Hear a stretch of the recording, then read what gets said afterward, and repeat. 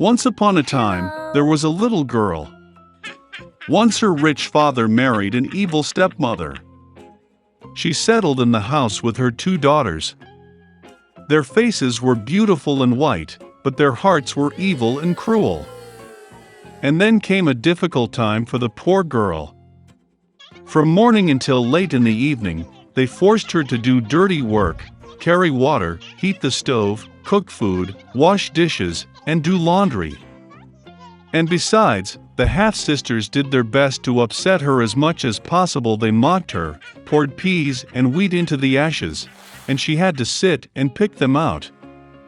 In the evening, when she was tired of work, she had to go to bed not in bed, but on the floor, next to the stove. And because she was always in ash, dust, and dirty, the sisters called her Cinderella.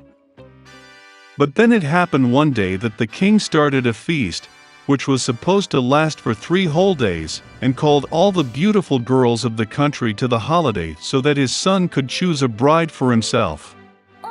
When the 2 named sisters learned that they, too, could come to the feast, they instantly began to dress up and preen. Cinderella also wanted to go dancing, but her stepmother did not let her go, because she had no dress or shoes, and she was dirty. And then the evil stepmother poured a bowl of wheat into the ashes and said that if Cinderella collected it in 2 hours, then she could go with her sisters. Cinderella went out into the garden and cried.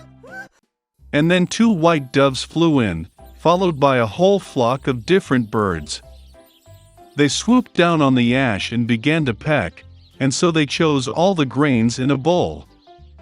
In less than an hour, they finished their work, and everyone flew back. Cinderella brought a bowl to her stepmother, began to rejoice, thinking that she could go to the feast. But her stepmother would not let her in any way.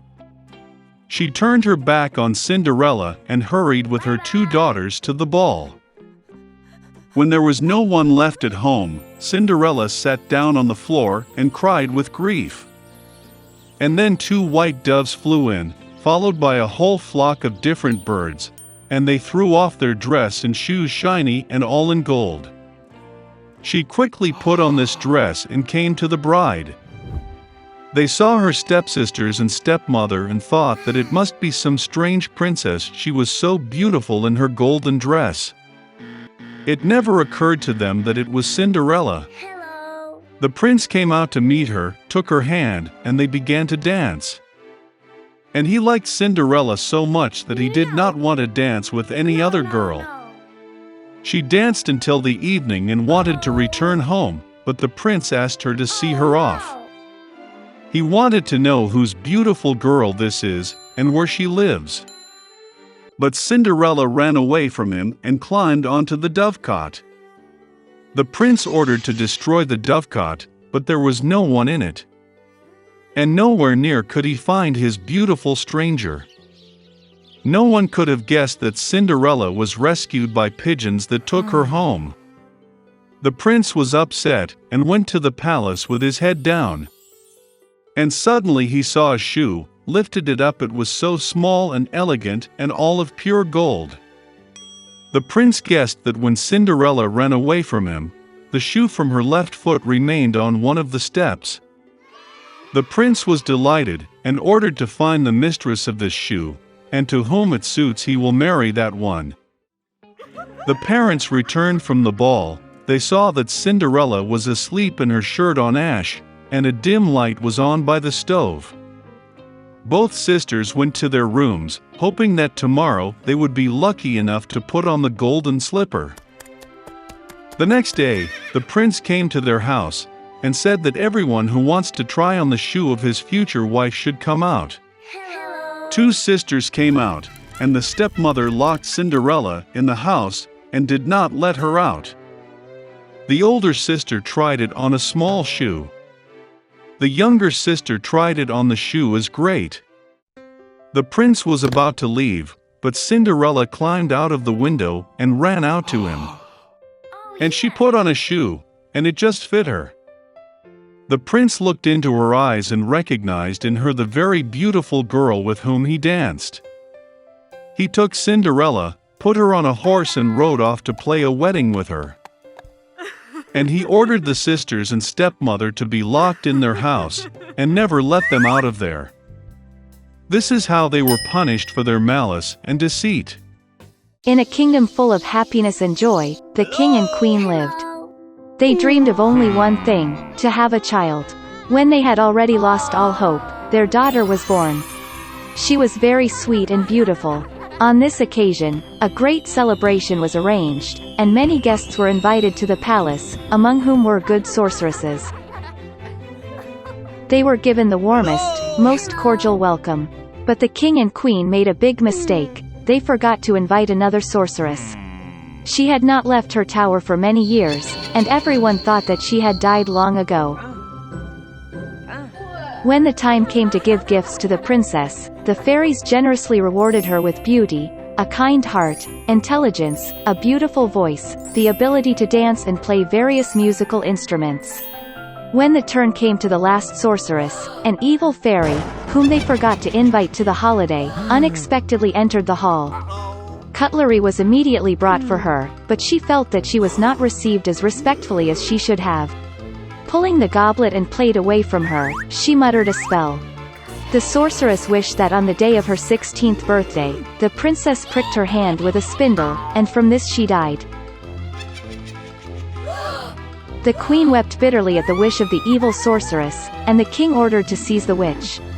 But she had already disappeared with an ominous laugh. Fortunately, the last of the fairies has not yet had time to say her wish to the princess. She could not undo the spell, but promised that the girl would not die, but would only fall asleep deeply until she was awakened by the kiss of love.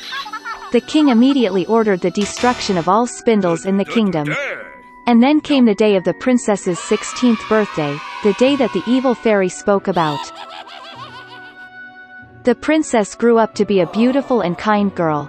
The king ordered 3 sorceresses to watch over her. Fairies guarded her like the apple of an eye.